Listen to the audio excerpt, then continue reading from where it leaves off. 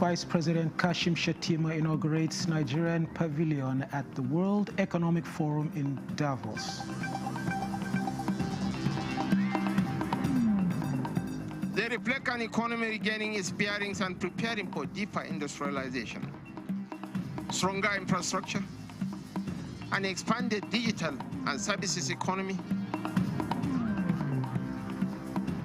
Nigeria's non-oil exports crosses $6 billion mark for the first time in nearly 5 decades.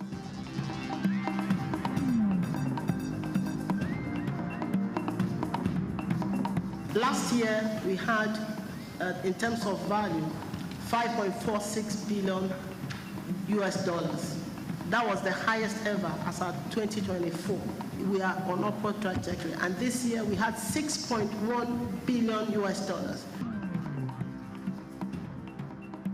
Federal government sets roadmap for sustainable land, housing, and urban development.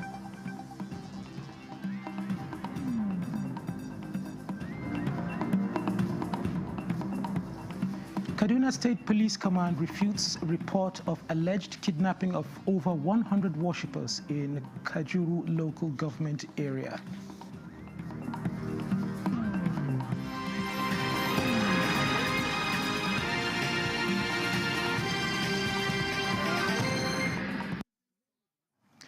The opening of Nigeria House in Davos reflects the country's renewed resolve to take its place as an active participant in shaping global economic conversations. Vice President Kashim Shettima stated this during the formal opening of the Nigeria House at the 2026 World Economic Forum in Davos, Switzerland. State House correspondent Abdurrahman Jibrila reports.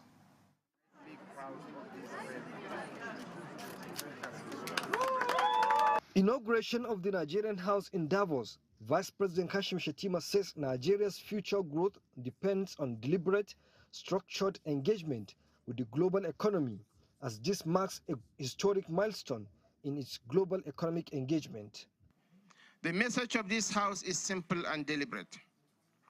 We are replicating on the global stage what His Excellency President Bola Ahmed Tinubu has delivered at home in repositioning Nigeria's economy. We are here to engage the world from a position of strength. It's one of the world's largest emerging markets. They reflect an economy regaining its bearings and preparing for deeper industrialization, stronger infrastructure, an expanded digital and services economy, scale climate and energy investment, more competitive trade systems, and greater value creation across manufacturing. Recalling that in 2025, Nigeria's economy expanded by about 3.9%, the fastest phase recorded in over a decade, driven largely by a resilient non-oil economy that now accounts for roughly 96% of the GDP, assuring that the Nigerian House will host conversations that must have to move the nation and global community forward. From this official opening and throughout the entire week, we shall signal the above through a rich, carefully curated agenda of formal discussions and social events, which we're known for. And I encourage everyone to sign up and participate fully in the stellar lineup. Preceding the formal opening of the Nigerian House is a global business roundtable focused on building a resilient supply chain network for the energy transition. Abdurrahman Jibrila, NTA News. The federal government is heralding a comprehensive reform of the nation's marine and blue economy in order to reposition the sector as a vital pillar of economic growth and national development. The Minister of Marine and Blue Economy, Adegboyega Oyetola, stated this in Abuja at the inauguration of the board of the Nigerian Shippers Council. Chukunonso Nwabuezi completes the report. The inauguration, which is in fulfillment of the provision of Section 2 of the Nigerian Shippers Council Establishment Act, Adegboyega Oyetola says, underscores federal government's resolve to uphold good governance, institutional effectiveness, and the strategic repositioning of the marine and blue economy as a driver of national transformation. As members of this board, You bear a solemn public trust. You are charged with providing policy guidance, strategic direction, and vigilant oversight in accordance with the law. The Nigerian Shippers Council occupies a critical position as the designated port economy regulator entrusted with promoting efficiency, fairness, and transparency in port pricing, charges, and service delivery. The effective discharge of this mandate is essential to reducing the cost of doing business at our ports. The new board of the Nigerian Shippers Council is being led by the former governor of Katsina State, Ibrahim Shehu Shema. We will ensure that we enhance operations using the excellent flows and regulations under the Ministry of the Economy for the monitoring, movement, and transportation of cargo via waters within Nigeria. The 11-member board is expected to align with the key priority areas of the ministry through the provision of the oversight required to translate federal government policies within the sector into measurable outcomes. Chukuno Somwabueza, NTN News. Nigeria's non-oil exports have reached a historic milestone. For the first time in nearly 5 decades, earnings from non-oil trade have crossed the $6 billion mark, indicating a major boost to economic diversification efforts. The disclosure was made by the executive director of the council, Nonye Ayeni, during a press briefing in Abuja. Comfort Amadou reports. Nigeria's non-oil export sector has been on a steady upward climb since 2024. From modest gains last year, the momentum accelerated through the quarters of 2025, culminating in the strongest performance in more than 48 years. Last year, we had, in terms of value, $5.46 billion. That was the highest ever as of 2024. We are on upward trajectory. And this year, we had $6.1 billion.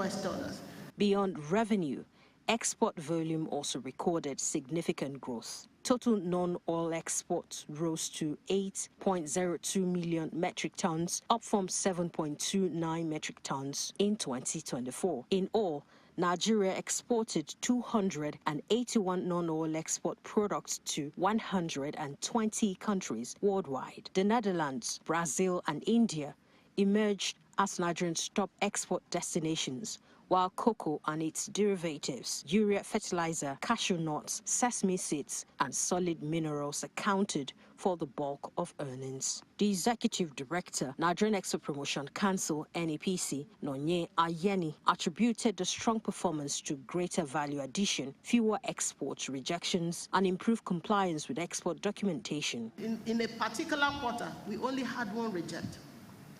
In the past, you see rejects almost every day.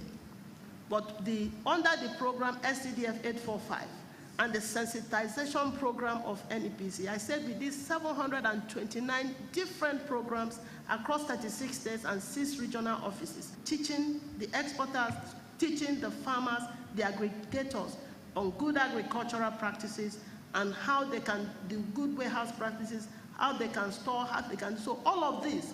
Looking ahead to 2026, the NEPC says the outlook remains positive, with plans underway to deepen value addition, develop export clusters, promote digital trade, and bring more small and medium-scale exporters into the formal export market as the Council works to implement key trade agreements, including the Nigeria-UAE Comprehensive Economic Partnership Agreement. In Abuja, Comfort Amadou, NTN News. Nigeria is setting a roadmap to achieve its sustainable urban development as stakeholders from across the Federation meet in Ilorin, Kwara State for the 14th National Council on Lands, Housing and Urban Development. Francis Udojo reports.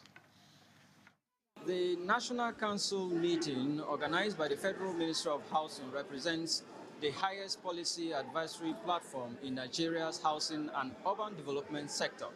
The theme for the 14th meeting, Achieving Housing Delivery and Sustainable Cities Through Effective Management, Urban Renewal, Promotion of Local Building Materials and Public-Private Partnerships in Nigeria, participants say is timely.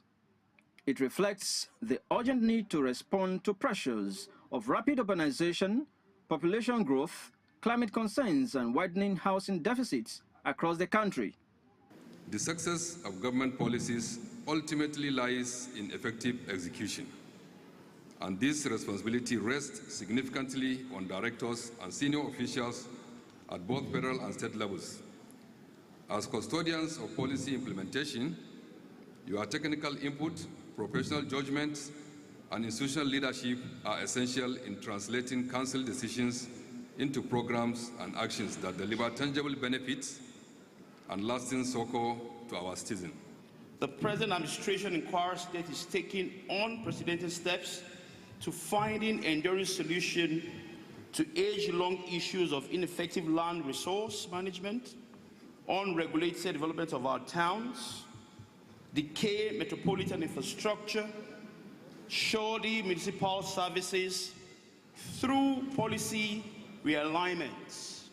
Over the next few days, the team of directors and other top federal and state officials are expected to engage in technical deliberations and come up with coherent policies and actionable outcomes that will be adopted by the Minister of Housing and his team for the housing and urban development sector.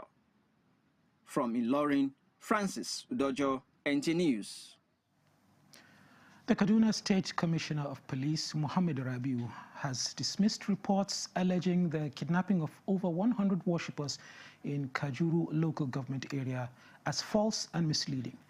Speaking to journalists after the State Security Council meeting, the commissioner described the report as a fabrication being circulated by what he called conflict entrepreneurs seeking to create fear and destabilize Kaduna.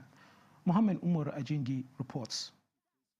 Members of Kaduna State Executive Council and heads of security agencies converge here for an emergency security meeting chaired by Governor Obasani. Our strength lies in sustained intelligence sharing, swift responses, and close collaboration among all security agencies and relevant stakeholders.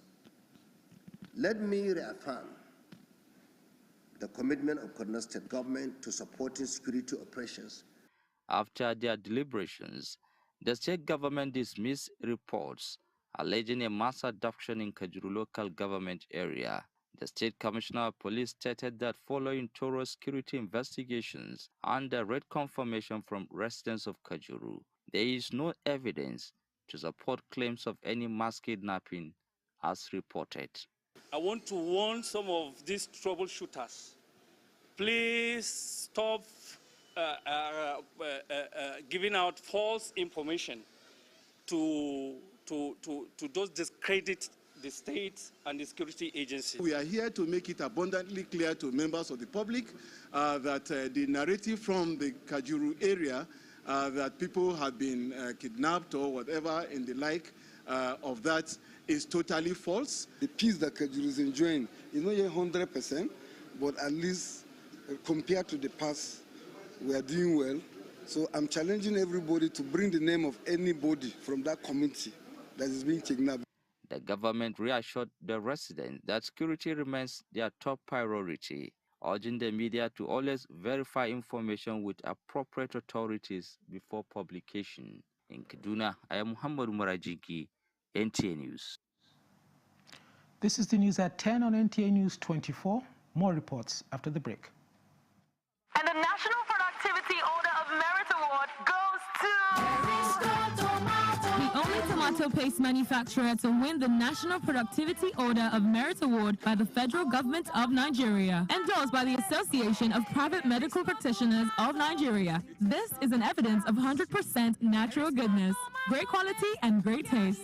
So eat healthy to live longer. Use Arisco tomato paste and products. 100% natural tomato. Better food now. Buy now and enjoy up to 20% discount. Arisco tomato paste, taste of nature. From concept to creation, our engineers push the boundaries of technology, seamlessly blending performance and sustainability with a deep commitment to African ingenuity. Introducing the CNG Boss, a remarkable achievement in engineering designed to operate on compressed natural gas, a cleaner and more sustainable fuel alternative. At Innocent Vehicles, we proudly lead the way in creating greener mobility across Africa. And it doesn't stop there. From SUVs to sedans, spacious buses to electric cars, Innocent offers a wide range of models designed to meet every need. Innocent Vehicle, the pride of African roads. This is NTA News 24. Troops of the Joint Task Force Northeast Operation Hadinke have recorded further operational successes in the ongoing Operation Desert Sanity, destroying multiple terrorist camps, recovering arms and equipment, and repelling coordinated attacks by the insurgents in the Timbuktu Triangle. A statement signed by Media Information Officer, Headquarters Joint Task Force Northeast Operation Hadinke, Lieutenant Colonel Sani Uba, indicates that on Sunday, 18th January 2026, troops advanced from their harbor area and conducted deliberate, intelligence-led operations across several identified terrorist enclaves, including Chilaria, Garim Farouk, and Abirma. The operation was supported by the air component of Operation Hadinke, which provided persistent intelligence, surveillance, and reconnaissance coverage over the Axis. During the operation, troops recovered several items, including Baofeng radios, phones, AK-47 magazines, several rounds of special ammunition, and 7.62 mm NATO-belted ammunition, several Boko Haram and ISWAP flags, links of ammunition, diesel-powered grinding machines, large quantity of medical supplies, several bags of grains, a pickup truck, underground logistics storage, and petroleum and oil lubricant dump, which all further degraded the operational and logistical capability of the terrorists.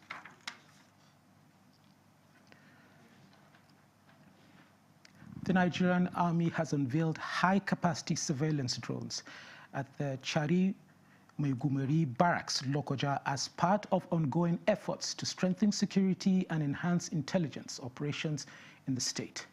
Ajibola Christopher reports that the deployment of the surveillance drones is part of measures by the Kogi State government, Ahmed Usman Ododo, to be ahead of criminal elements and to boost intelligence gathering.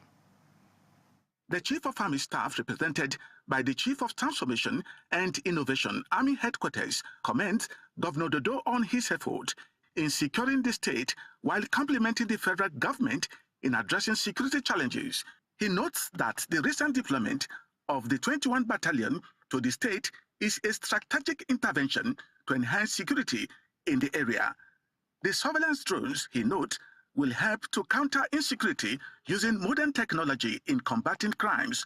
These deployments will significantly enhance troop presence, improve operational reach, and reinforce our capacity to respond decisively to threats posed by terrorists, bandits, and other criminal elements. Governor Ahmed Usman Ododo in his address discloses that the high-capacity surveillance drones procured by the state government is part of his commitment to the protection of lives and property. He notes that the recent improvement in the security situation across the state is as a result of deliberate, planned, and purposeful strategies implemented by the government in collaboration with security agencies. We will not allow bandits or terrorists to take over any part of our land. Government must be in charge, not bandits, not kidnappers, not criminal sponsors. These drones will provide real-time area surveillance, terrain mapping, and rapid intelligence gathering. This achievement showcases the spirit and dedication of the state's governor in positioning Kogi State at the forefront of security innovation. And this achievement of having these special drones marks a special chapter in the fight against crime and criminality in Kogi State. The drones will help close intelligent gaps that criminals have exploited over the years across the state. Ajibola Christopher, NTA News. The Nigerian Army has restated its commitment to clamp down on the activities of armed bandits, kidnappers and other criminal elements posing serious threats to peace and security in the country. Awal Haliru reports that this was in Katsina by the 17th Brigade of the Nigerian Army to commemorate this year's West African Social Activities, WASA. The West African Social Activities, WASA, an age-long tradition, is designed to bring together officers and soldiers of the Nigerian Army, along with their families, friends, and host communities to celebrate the end of the year and usher in a new one with renewed hope and commitment. The event provides a unique platform for promoting the nation's diverse and rich cultural heritage, showcasing traditions of different ethnic groups across the country. Briefing the occasion on the history of WASA, the Commander 17th Brigade of the Nigerian Army, Katsina, Brigadier General Miyaki Ishaku, reaffirmed the commitment of the Nigerian Army to eliminating banditry, kidnapping, and other security threats in the country. The terrorists have been largely degraded, so we're going to continue from there. We're going to sustain the fight to ensure that they're completely eradicated from Katsina State and contiguous states. Governor Duko Umaru, represented at the event, assured the Nigerian Army of his administration's continued support as well as that of other sister security agencies in the discharge of their constitutional responsibilities. Your effort is highly commendable, and I urge you to maintain this laudable standard. Representatives of the police, other paramilitary agencies, and various institutions operating in the state who attended the event described WASA as a vital social platform that strengthens unity and boosts the morale of officers and men. In Katsina, Awal Halaru, NTA News. Stakeholders of the All Progressives Congress, APC, in Yobe State have reaffirmed their loyalty and continued support for the party at both the state and national levels. This was during a youth and stakeholders engagement organized by the Yobe South Unity Forum, which focused on political developments in the state. Adam Yusuf Ali reports.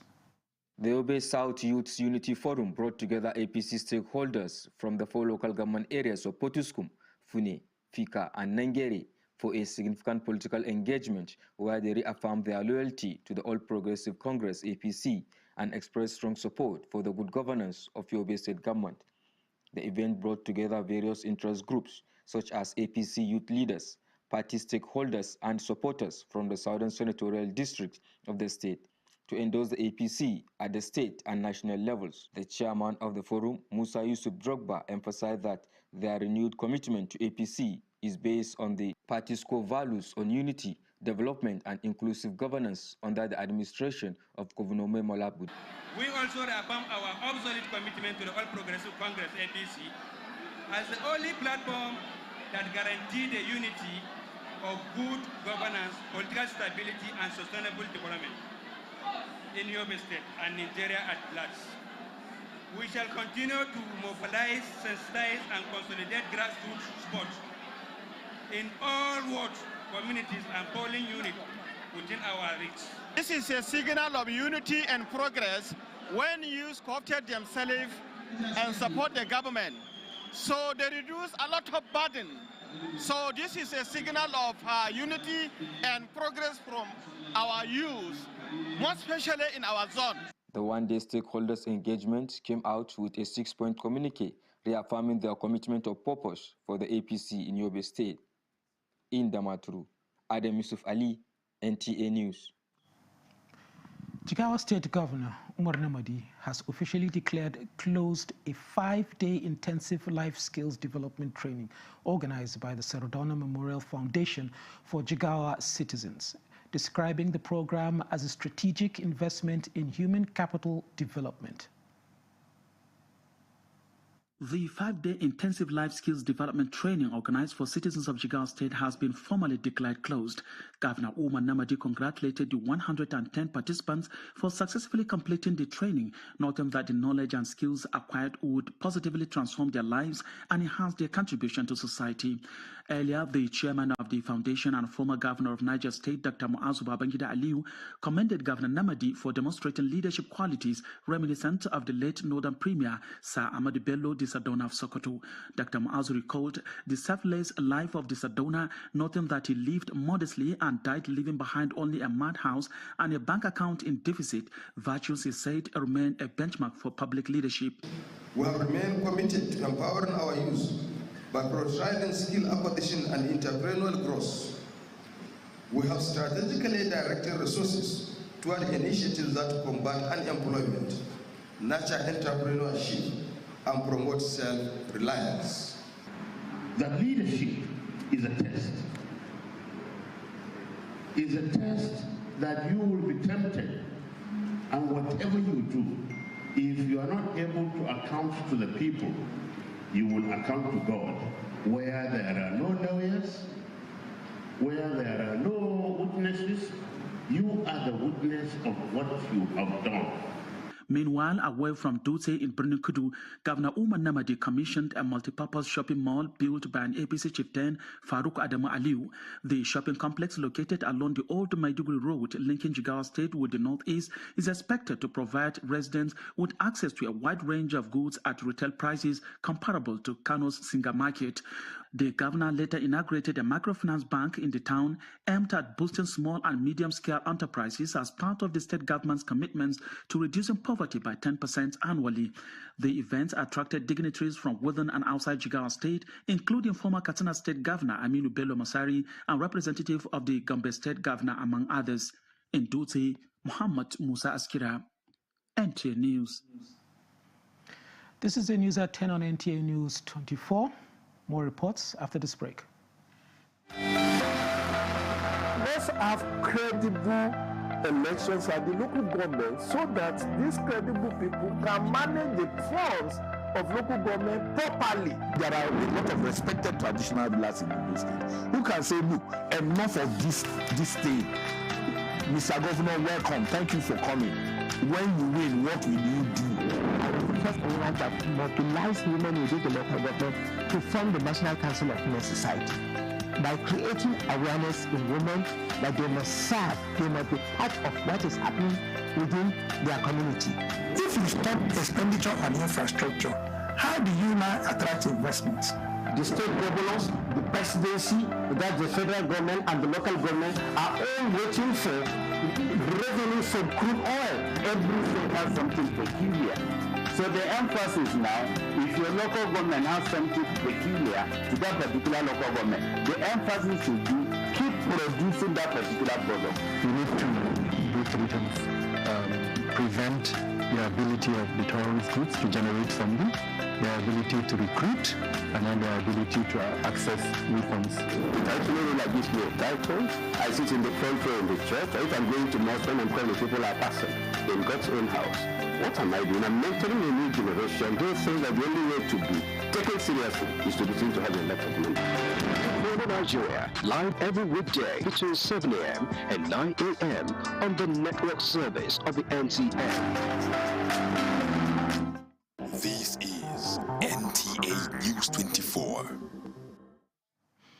The Minister of Labour and Employment, Mohamed Megari Dingyadi, and the Minister of State for Works, Bello Mohamed Goronyo, have reaffirmed the federal government's commitment to human capital and educational development under President Bola Ahmed Tinubu's renewed Hope agenda.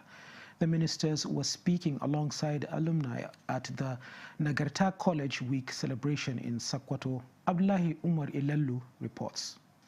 Nagarta College Sakkwato, one of Nigeria's oldest secondary institutions, was established in 1905 during the colonial era to provide elementary education. Minister of Labor and Employment Muhammad Megari Dingyadi and the Minister of State for Works Bello Muhammad Goronyo highlighted the importance of alumni engagement in national development. The Minister of State for Works disclosed that under the federal government's Renewed Hope initiative, over 100 boreholes have been provided to communities and institutions across the country, with Nagarta College among the beneficiaries. We brought a number of projects under the Renewed Hope, particularly the borehole here that is functioning. It's from Ashwaju, which I believe is working, and we'll continue to bring a lot of other projects under the Renewed Hope agenda. Nagarta Old Boys Association has been one of the very active Old Boys associations that has been contributing towards the development of education in Sokoto State. Other stakeholders trace the institution's progress since its inception, acknowledging contributions to projects such as hostel renovations, water supply schemes, and sporting facilities. Professor Aliu Muhammad Bonza of Usmanu Danfodio University, Sakkwato, presented a paper on the role of mother tongue education in national development. The week-long activities were climaxed by a dinner attended by alumni from across the country. In Sakkwato, Abdullah Omar Ilalu, NTA News. Federal High Court Abuja Division has fixed 22nd of January 2026 for the definite hearing of the alleged cyberbullying of President Bola Tinubu. This followed the amendment of the count charge against Omoyele Sowore by the Department of State Services, DSS, at the sitting on Monday. Judiciary correspondent Austin Anyebe reports that the defendant is now facing 2 counts charge. The federal government on Monday amended the earlier 5 counts charge against the activist and publisher of Sahara Reporters, Omoyele Sowore, on allegations of false posts against President Bola Tinubu, where in a post via his X handles, he referred to the president as telling lies about the state of corruption in Nigeria while in Brazil. Under the new charge, the 5 counts have been reduced to 2, cyber stalking and cyber crimes, which are contrary to Section 24, subsection 1B of the Cyber Crimes Prohibition Prevention Amendment Act 2024. Following this, 2 other defendants were removed from the charge. When the 2 counts charge were read to the defendant Sowore, he pleaded not guilty. The prosecution then informed the court of his readiness to continue with the trial as his first witness was in court. But the defense counsel, Abubakar Marshall, opposed the move, saying the statement of the witness he intends to call was not deposed, which is against the procedure and also against Section 36 of the Constitution of the Federal Republic of Nigeria, as fair hearing is key in any trial. The prosecution insists that the name of the witness cannot be disclosed due to the nature of his job. But the judge ruled that even if the name of the witness is not given, the defendant should be given a brief about the witness to enable him prepare for cross-examination. He therefore adjourned the case to 22nd of January 2026 for definite hearing. From the Federal High Court, Abuja, Austin Anyebe, NTA News. The Federal Capital Territory Area Council Election Tribunal has been constituted. The 3-man tribunal is headed by Latif Oladapo Obolaji, a magistrate. Dele Atumbi of our Judiciary Desk reports. Administering oath of office on the 3-man FCT Area Council Election Tribunal, the Chief Judge of the High Court of the FCT, Justice Hussaini Baba Yusuf, says the inauguration of the tribunal is a solemn constitutional moment bearing directly on the stability of democratic governance at the grassroots and on public confidence in the justice system. Justice Baba Yusuf maintains that the area councils constitute the closest tiers of government to the daily lives of the people and form the basic civic order that sustains communities. He explains that where electoral disputes arise at this level, they must be resolved promptly, fairly, and strictly in accordance with the law, not by speculation, pressure, partisanship, or the sheer volume of public sentiments. Justice Baba Yusuf urges members of the tribunal to be fair, and just to all the petitioners. This mandate is not to confer political advantage, validate public opinion, or serve as a battleground for partisan conflict. Rather, your singular obligation is to administer justice in accordance with the law. It is important to underscore that election petitions are sui generis. They are governed by specialized rules and strict timelines. They demand a disciplined case management and adjudication that is both legally rigorous and appropriately responsive to urgency. This tribunal serves as a court of first instance for election disputes relating to the FCT area councils pursuant to the applicable constitutional and electoral framework. In Abuja, Dele Atumbi, NTA News. The National Human Rights Commission has identified limited access to justice and lack of awareness as a major obstacle for vulnerable and impoverished individuals who cannot navigate complex legal process without support. The Executive Secretary of the Commission, Tony Ojukwu, made this known in a collaborative engagement with the National Agency for Control of AIDS and other relevant stakeholders in support for persons living with HIV and vulnerable diseases against discrimination and injustice. Tony Ojukwu, while commending Global Fund for their support to the Commission, notes that the Commission has strengthened the national response to discrimination and injustice, as well as steps towards ensuring that the rights of persons living with HIV are not only protected in law, but upheld in practice. Under the Global Fund support, the NHRC has pursued a multi-pronged approach to strengthen human rights protection for persons living with HIV and key populations. We have harmonized access to justice mechanism through the establishment of the Access to Justice Cooperation Coordination Forum, which has brought together justice sector actors, community networks, legal aid providers, and government institutions to ensure coordinated, responsive, and right-based action. This platform fosters collaboration, accountability, and effective follow-through on justice cases involving persons living with HIV and key populations. Clearer vision now feels closer for the elderly persons who are battling with cataracts and young people living with preventable eye conditions. This is through a new capacity building initiative by the Northeast Development Commission, the NEDC, at the Maiduguri Eye Hospital, aimed at improving access to specialist eye care services across the Northeast. Fatima Isa brings us the report. Beyond the installment of modern equipment, the program is about people, doctors shaping their skills, nursing gaining confidence, and patients anticipating better care.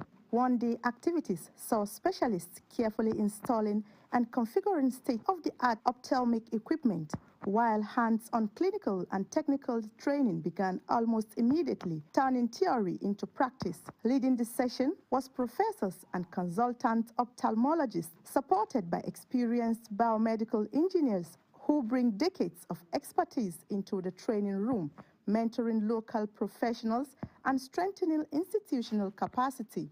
For health workers at the hospital, the training is expected to transform service delivery, particularly in the diagnosis and treatment of cataracts and glaucoma, two leading causes of avoidable blindness in the region. This people-centered approach, combining modern infrastructure with skills development, reflects the NEDC's commitment to sustainable healthcare, recovery in conflict-affected communities.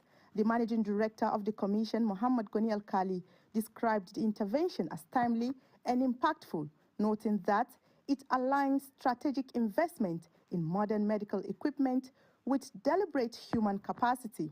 All the equipment we bought have been installed and they look very functional. The next thing you see, the kind of output we are attending should attend in no distant time.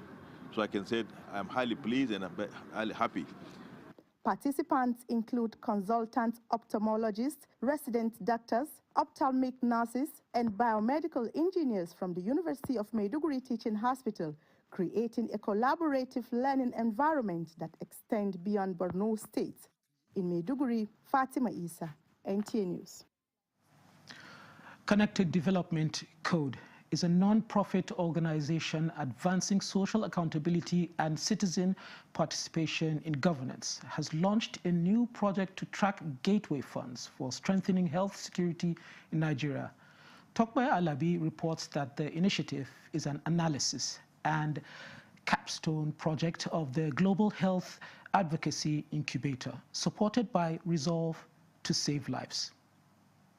The Basic Healthcare Provision Fund remains Nigeria's primary domestic financing mechanism for strengthening the health system. And within the framework, the Nigeria Center for Disease Control Gateway is a major channel that directly supports disease surveillance, outbreak response, laboratory systems, and emergency coordination. However, public visibility into NCDC gateway disbursements and utilization remains limited, as Nigeria's epidemic preparedness and response capacity depends significantly on sustained domestic financing for health security. This project, launched by Connected Development Code, seeks to address critical accountability and evidence gaps capable of undermining effective epidemic preparedness and response. So the project exclusively focuses on the 32.9 billion naira that is targeted towards national and subnational health security. So we're particularly looking at investment around epidemic preparedness, system surveillance, responses. Just simply want to increase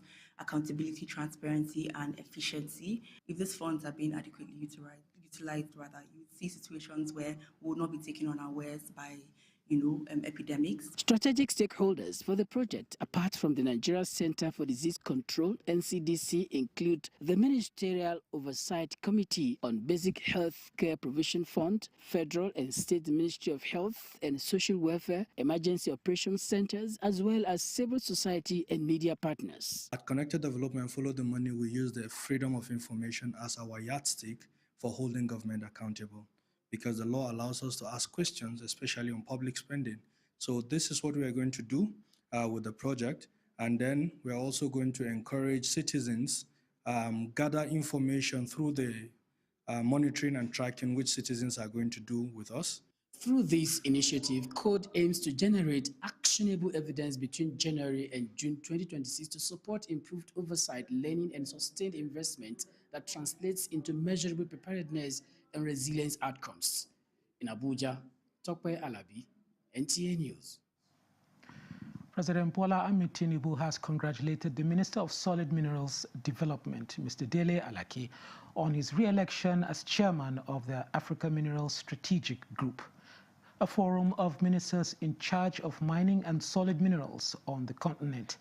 Mr. Alake was first elected in 2024 on the sidelines of the Future Minerals Forum and later re-elected at the 2026 Annual General Meeting of the group, which was held on the sidelines of the same conference in Riyadh, Saudi Arabia.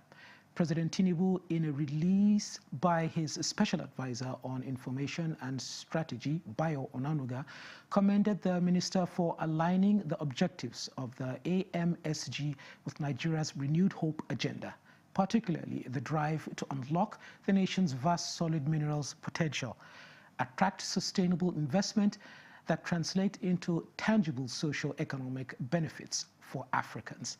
The president assured Alake of the federal government's continued support as he leads the group to deepen cooperation among African nations and inclusiveness in the minerals sector. This is the news at 10 on NTA News 24. Here is a recap of our top stories. Vice President Kashim Shettima inaugurates Nigerian pavilion at the World Economic Forum in Davos. They reflect an economy regaining its bearings and preparing for deeper industrialization, stronger infrastructure, an expanded digital and services economy. Nigeria's non-oil exports crosses $6 billion mark for the first time in nearly 5 decades.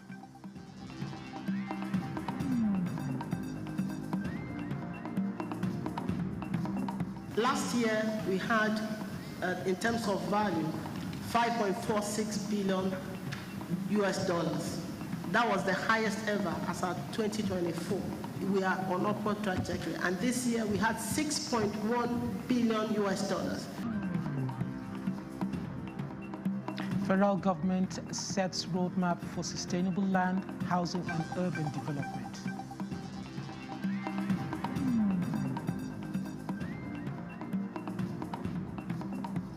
Kaduna State Police Command refutes report of alleged kidnapping of over 100 worshippers in the Kajuru local government area.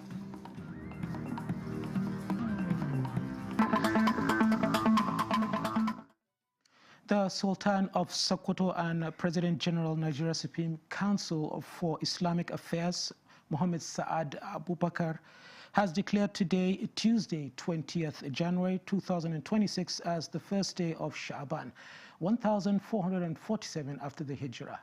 This is in a statement issued on Monday, 19th January 2026 by the Wazir in Sokoto and Chairman of the Advisory Committee on Religious Affairs Sultanate Council, Sokoto. Oguibele, a riverine community in Anambra North Senatorial District of Anambra State, is rich in agriculture and mineral resources. But her people have expressed frustration over lack of basic amenities and devastating effect of oil exploration. Franklin Onyekachi has a situation report. Oguibele, a sleepy town in Obaru local government area, lies along the bank of the river Niger. Her people are mainly farmers and fishermen, just like many Obaru communities. Oguibele, with rich fertile land, lacks basic amenities. The most worrisome is the access road to the community, a federal road in serious state of disrepair. A larger portion of this road has never been tarred since creation, despite the fact that this community is a rich agrarian one. The road connects Ndoni in Rivers State and will open up the community for commerce if constructed. If government come to our aid based on roads, you understand what I mean? Honestly speaking, you see that Anambra State will not only be oil producing, but will also be a food basket of the nation. The community is also begging for the provision of other basic amenities such as electricity. They were cut off public power supply during the 2012 flooding and have since been living in darkness. We've not had light, NEPA light, for more than 10 years. No roads, no water, no hospital, nothing. Oguibele, an oil-producing community, has suffered the consequences of oil exploration activities. They appeal to the government to come to their rescue.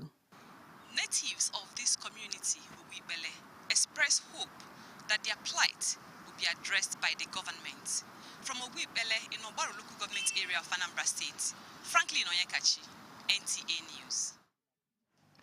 Traditional institutions have been urged to be given their rightful place in governance, especially in promoting effective service delivery and enhancing security at the grassroots level. This call was made during a courtesy visit by the Sardauna Memorial Foundation to the Emir of Dutse. Correspondent Awal Mohammed Kazauri reports. Chairman of the Board of Trustees of Sardauna Memorial Foundation, Dr. Babangida Aliyu, said addressing the challenges facing northern Nigeria requires an active participation of traditional rulers who enjoy the trust and confidence of their people. He explained that the visit was part of the foundation's annual activities marking the anniversary of the demise of late Premier of northern Nigeria, Sir Ahmadu Bello, whose legacies the foundation continues to promote among younger generations. Within 24 hours, every emir, if he wants to know, he will know what is happening in his emirate. So we believe that they must be utilized properly. They must be given the opportunity to work for the people. But this idea of making them look like traditional or like ceremonial is not nice. We must utilize them properly like we would utilize every other institution. Responding, the Emir of Dutse, Alhaji Hamim Nuhu Senusi, thanked the delegation and stressed the need to prioritize education, noting that issues such as poverty and insecurity can be tackled through proper education. The Emir called on stakeholders and well-meaning individuals to complement government effort to ensure every child, regardless of background or gender, has access to education. In Dutse, Awal Muhammad Kazauri, NTA News. Nigeria's Super Eagles climbed 12 spots to 26th in latest FIFA World Ranking, and in tennis, Novak Djokovic registers 100th Australian Open win. Let's join our sports desk for details.